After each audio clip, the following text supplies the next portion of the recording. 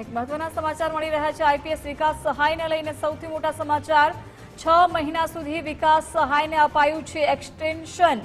આજે નિવૃત્ત થઈ રહ્યા હતા વિકાસ સહાય, જો કે હવે 6 મહિના સુધીનું એમને એક્સટેન્શન આપવામાં આવ્યું છે। વિકાસ સહાય હવે વધુ 6 મહિના સુધી ડીજીપી બની રહેશે। 31 ડિસેમ્બર 2025 સુધી ડીજીપીનો કાર્યકાળ લંબાવવામાં આવ્યો છે। કેન્દ્ર સરકારના ઓર્ડર બાદ ગુજરાત સરકાર ઓર્ડર કરશે।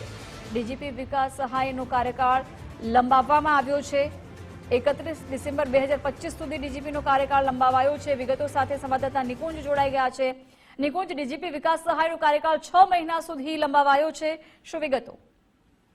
6 મહિનાનું રાજ્યના પોલીસ વડા વિકાસ સહાયને એક્સટેન્શન આપવામાં આવ્યું છે, એટલે કે આગામી 6 મહિના સુધી, એટલે કે 31 ડિસેમ્બર 2025 સુધી તેઓ રાજ્યના પોલીસ વડા પદે યથાવત રહેશે। સૌથી પહેલા કેન્દ્ર સરકારમાંથી ઓર્ડર આવ્યો, કારણ કે રાજ્યના પોલીસ વડાના એક્સટેન્શનને લઈને કેન્દ્ર સરકાર તરફથી ઓર્ડર ઇસ્યુ થતો હોય છે અને તેના આધારે રાજ્ય સરકાર તરફથી ઓર્ડર જે છે તે કરવામાં આવતો હોય છે। કેન્દ્ર સરકારના ઓર્ડર બાદ હાલની ઘડીએ જ રાજ્ય સરકારે પણ, એટલે કે રાજ્યના ગૃહ વિભાગે પણ વિકાસ સહાયના 6 મહિનાના એક્સટેન્શનને લઈને ઓર્ડર કરી દીધો છે। એટલે કે કેન્દ્ર અને રાજ્ય બંનેનો ઓર્ડર જે છે તે વિકાસ સહાયના 6 મહિનાના એક્સટેન્શનને લઈને હાલ ઇસ્યુ થઈ ચૂક્યો છે અને પૂરા દિવસના ઘટનાક્રમ બાદ, એટલે કે વિકાસ સહાયના પૂરા દિવસનો જે સસ્પેન્સ અત્યાર સુધી હતો તે સસ્પેન્સ હવે સમાપ્ત થયો છે અને વિકાસ સહાયને 6 મહિના સુધીનું એક્સટેન્શન જે છે તે આપવામાં આવ્યું છે।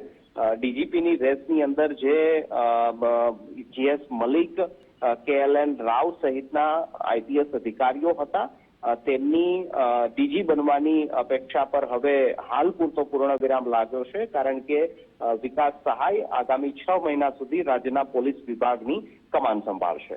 જી નિકુંજ, આભાર જાણકારી માટે।